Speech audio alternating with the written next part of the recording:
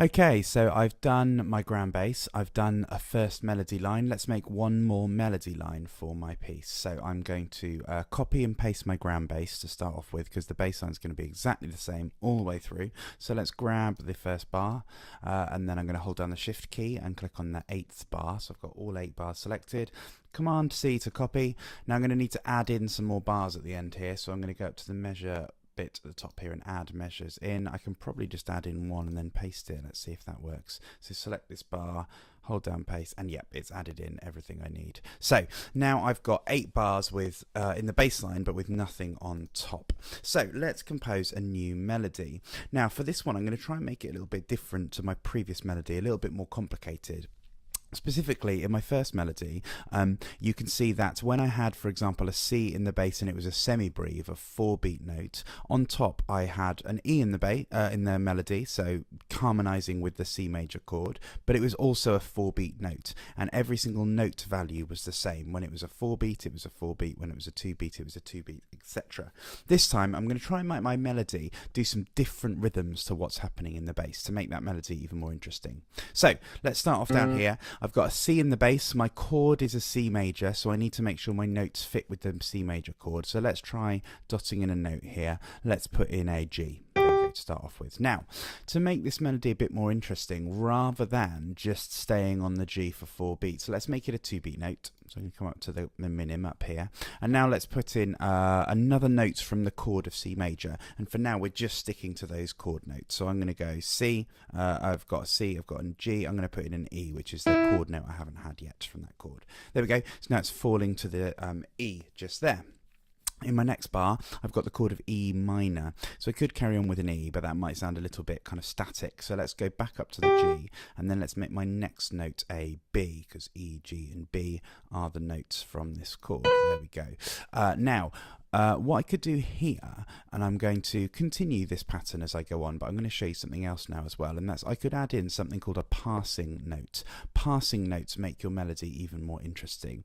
Basically, because I've got 2 notes here from the chord, but actually they're the same note values as the one below, and maybe I want my melody to be a bit faster, to be a bit more interesting. Let's turn that into a crotchet, and now let's try putting in an A here.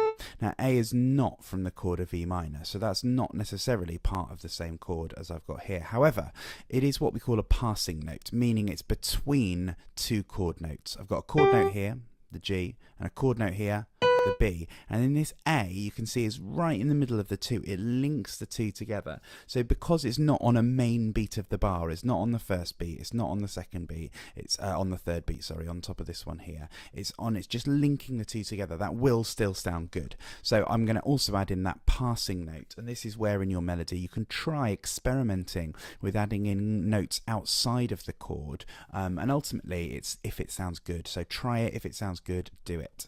Let's try here. So I've got an A minor chord here, so I'm going to put A, and this time I'm going to put let's put a C on my 3rd beat, also in A minor, and let's link the 2 together with another passing note.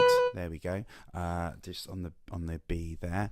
Right, now let's go on to the next bar. I've got an F major chord here, so I was already up on that C, so let's just jump down to the A.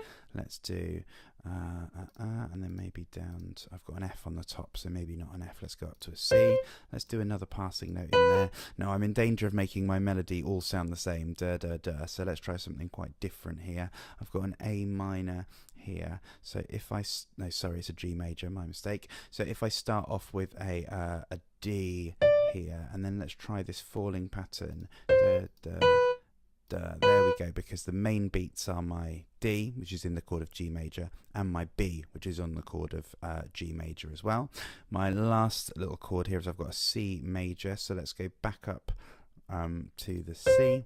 Let's stay on there for 2 beats, shall we? And let's do this time, maybe the notes are a little bit longer, so put an E in there, than the bass notes. Why not? And then let's try something interesting happening here. So I've got a D minor chord here, so let's go down to the D. Let's do some quavers. We haven't done any quavers yet, so let's see if we can do a big run down to the A.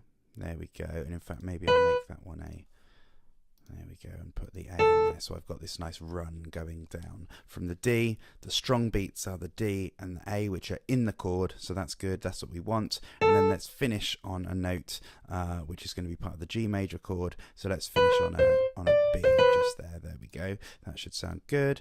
Could I put a passing note in there? Not really, because there's an A straight to the B. Cool. There's my second melody line. Let's have a listen and see what it sounds like.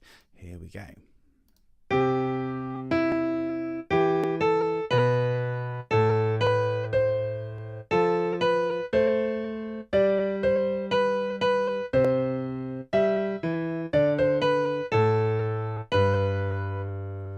Okay, not bad. Now I've heard it, I may notice some little bits in there which I think, oh, actually, maybe those rhythmic patterns, the 3 bars which have got the same rhythms, maybe they get a bit boring. Maybe I want to mix it up a little bit, but that is up to you once you've had a listen. So once you've done that, once you've done these, the kind of the third part of your melody where you've tried some passing notes and some different rhythmic values, you can continue. Just keep copying and pasting that bass part, and then try coming up with new melody ideas over the top. They can be as complicated as you like, as long as you keep the main beats of the bar using chord tones.